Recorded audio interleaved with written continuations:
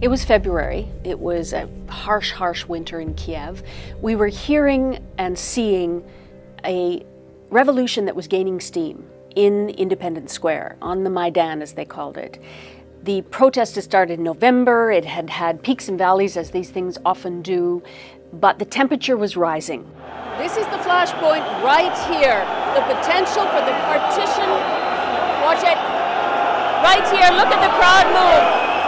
No.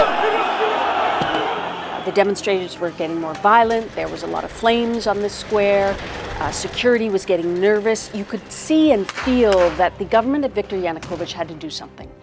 It was what we watch for as journalists. We're watching for a change of the status quo, and even something as volatile as a revolution, you know, it goes on for months. So you need to know, when do you drop in again? When do you change? So that week, we decided it was getting very crazy, very volatile. The government couldn't stay silent much longer. And in fact, on the day we landed, in Kiev in February, that was the day that more than 80 people were killed in Independence Square. A massive massacre, really, of Ukrainians by other Ukrainians. We're still not exactly sure who ordered that, but it was a very violent day. Up until this morning, this ground was occupied by Ukraine riot police.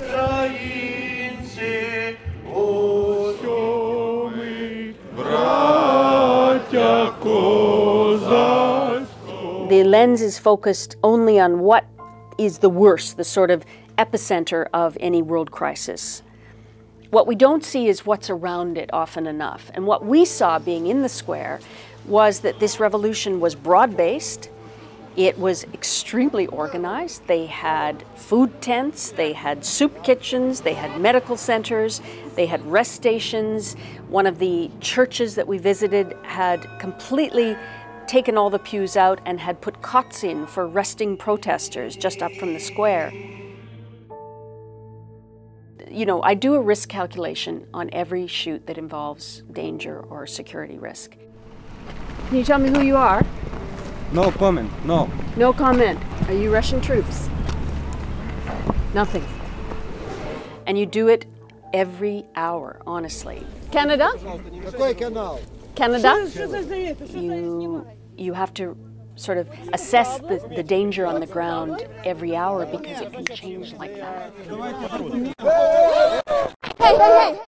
When you're on an open road, as we were during that story, an open road up north of the capital, Simferopol, up close to the Ukrainian border to Crimea, and we were taking some pictures of the border and of whether we could see any evidence of battalions digging in along that border.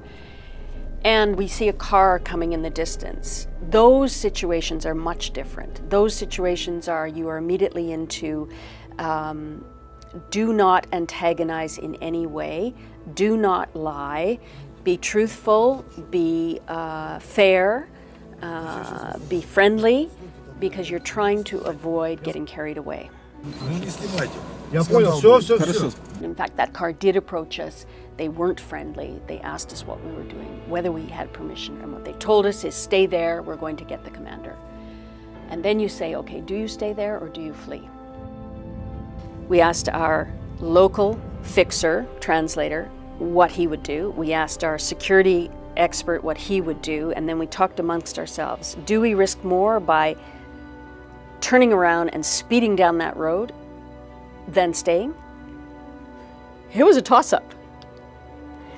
But in the end, looking like we were criminals and fleeing, we thought that they could come after us with guns blazing.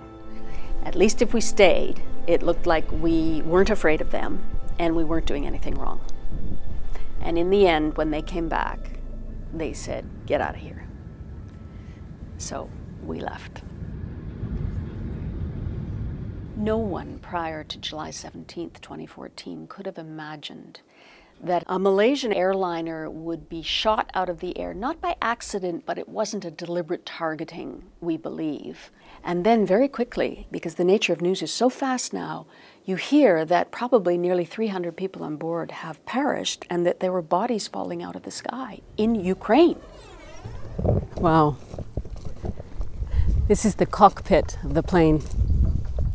I had a funny sensation. I'm from Saskatchewan, and I hadn't been to that part of Ukraine, and it was harvest time. So there was these beautiful fields of sunflowers and wheat, and it felt very much like Saskatchewan prairie, big sky, big open fields.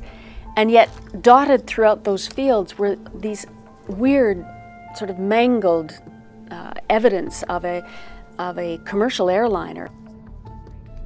Bodies have been recovered, but now they're on trains going nowhere as the chaos here continues. This temporary morgue has been used as leverage in the war between the rebels and the Kiev government, with monitors caught in between. The OECE monitors have opened one of the train carriages. The smell is overwhelming. For sure that day, everybody was reacting to the smell coming from the trains.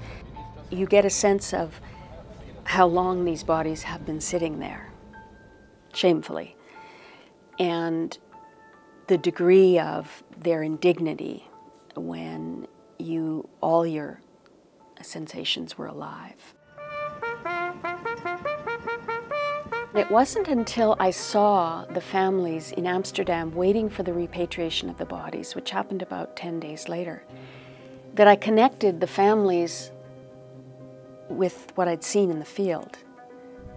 And in that point, in my heart, I could feel much more emotion seeing the loss from their perspective. You saw the people who loved them. So at that point, it's sort of closing the circle of emotion for an observer. You can now connect all the pieces, and it was hard.